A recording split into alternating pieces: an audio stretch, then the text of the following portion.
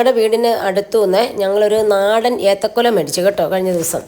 അപ്പം അത് ശരിക്കും നല്ല നമുക്ക് പഴുപ്പിക്കാൻ വേണ്ടി മേടിച്ചതാണ്. പിന്നെ ഞാൻ ഇങ്ങനെയൊക്കെ കിട്ടുന്ന സമയത്ത് ഞാൻ അതിൽ എന്തെങ്കിലും നമുക്ക് ചില കായൊക്കെ എന്തെങ്കിലും പൊട്ടിയതൊക്കെ വരുമല്ലോ, അതോ അല്ലെങ്കിൽ ചെറിയ ചെറിയ കറുത്തിരിക്കുന്നതോ അങ്ങനെയൊക്കെ ആയ കായെല്ലാം ഞാൻ അപ്പോൾ അത് പഴുക്കുമ്പോൾ അത്ര സുഖമല്ല. അപ്പോൾ അതുകൊണ്ട് ഞാൻ നേരത്തെ അതെല്ലാം എടുത്ത് കളയാതെ കറി വെക്കും.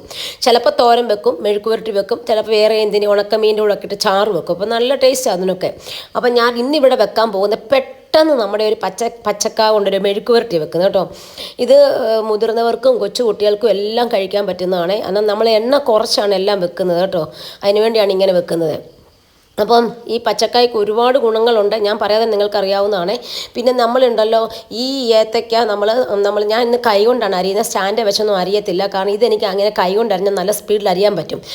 ഈ നമ്മൾ അരിഞ്ഞ് ഒരു അരമുക്കാൽ മണിക്കൂർ നമ്മൾ വെള്ളത്തിലിടണമെങ്കിൽ മാത്രമേ എൻ്റെ കറ പോകത്തുള്ളൂ കേട്ടോ. അപ്പം ഞാൻ എൻ്റെ കൈ മൊത്തം കറ പറ്റി. കറ പറ്റുമ്പോൾ നമ്മൾ ഇച്ചിരി വെളിച്ചെണ്ണ എടുത്ത് നമ്മുടെ കയ്യെ തൂത്താൽ മതി, കറയെല്ലാം പൊക്കോളും.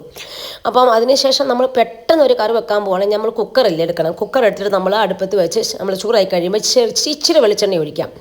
ഞാൻ പിള്ളേരൊക്കെ കൂട്ടുന്നതുകൊണ്ട് ശകലം വെളിച്ചെണ്ണ ഒഴിച്ചു കേട്ടോ. അതിനുശേഷം ഇച്ചിരി നമ്മുടെ കടുക് ഇട്ടു.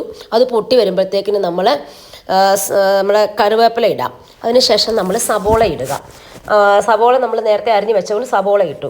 പിന്നെ ഞാനിവിടെ പത്തരമുളകില്ല, എരിവില്ലാത്ത പത്തരമുളക് നമ്മൾ എടുത്തിട്ട് ചുമന്ന മുളക് അതെടുത്ത് ശകലം വെളുത്തുള്ളിയും കൂടെ ചേർത്ത് നന്നായിട്ട് ഞാൻ ചതച്ചെടുത്തതാണ് കേട്ടോ. മിക്സിയുടെ ജാറിന് ചതു വിട്ടു.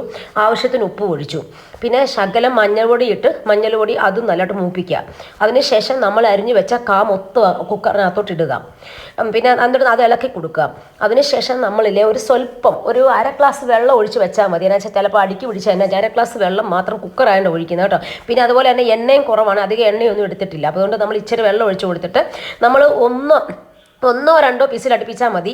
അത് കുറച്ച് നല്ല സൂപ്പറായിട്ട് കറിയിരിക്കും. പിന്നെ ഉപ്പ് വേണ്ടവർക്ക് ഇച്ചിരി ഉപ്പ് ചേർക്കാവുന്നതാണ്.